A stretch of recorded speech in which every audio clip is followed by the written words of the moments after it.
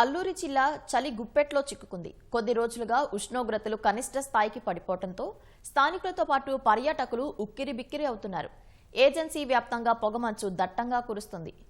మాడుగుల మండలం సోలంభంలో వరి కప్పులపై మంచు కురిసి గడ్డలు కట్టింది.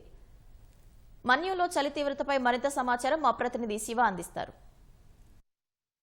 అల్లూరి సీతారామరాజు జిల్లా అంతా శీతలమయమైంది. ఓ పక్కన దట్టమైనటువంటి పొగమంచు, మరో పక్కన చలి ఉక్కిరి బిక్కిరి చేస్తుంది. ఉన్ని దుస్తులు ధరిస్తే గాని బయటికి రాలేనటువంటి పరిస్థితి. ఉన్ని దుస్తులు లేకపోతే దుప్పట్లు గాని తువాళ్లు కానీ కప్పుకుని తిరుగుతున్నారు.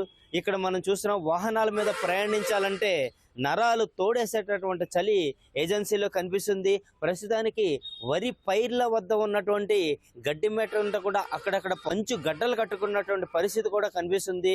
ఎక్కడైనా సరే ఈ వరి కుప్పల మీద తార్పాలిని వేసినట్లయితే వ్యాపించి అది ఐస్ గడ్డలుగా మారుతున్నటువంటి పరిస్థితి.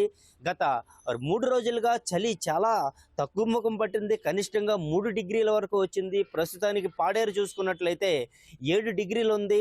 కనిష్టంగా కూడా చుట్టుపక్కల 5 డిగ్రీల వరకు నమోదైనటువంటి పరిస్థితి అల్లూరు జిల్లాలో కనిపిస్తుంది. చలి వలన ఎక్కడ చూసుకున్నట్లయితే పొగమంచుతోని కమ్మేసి రహదారులు కనిపించక ఇటీవల ప్రమాదాలు కూడా ఎక్కువయ్యాయి. ఇటువంటి ప్రమాదాలు నివారించడానికి జిల్లా యంత్రాంగం, కలెక్టర్ గారు, ఇతర మంత్రుల ఆదేశాలతో భారీ వాహనాలను ఘాటి మార్గాలకు రాత్రి వేళలో రాకపోకలు నిలుపుదల చేశారు.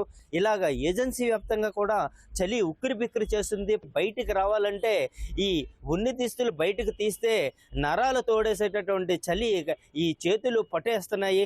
బైకుల మీద వెళ్లే వారికి అయితే గ్లౌజులు ఉన్నప్పటికీ కూడా ఈ యొక్క పొగమంచు దట్టంగా వ్యాపించి చలి పెరిగి ఈ నరాలు తోడేసేటటువంటి చలి అల్లూరు జిల్లా మన్యంలో కనిపిస్తుంది.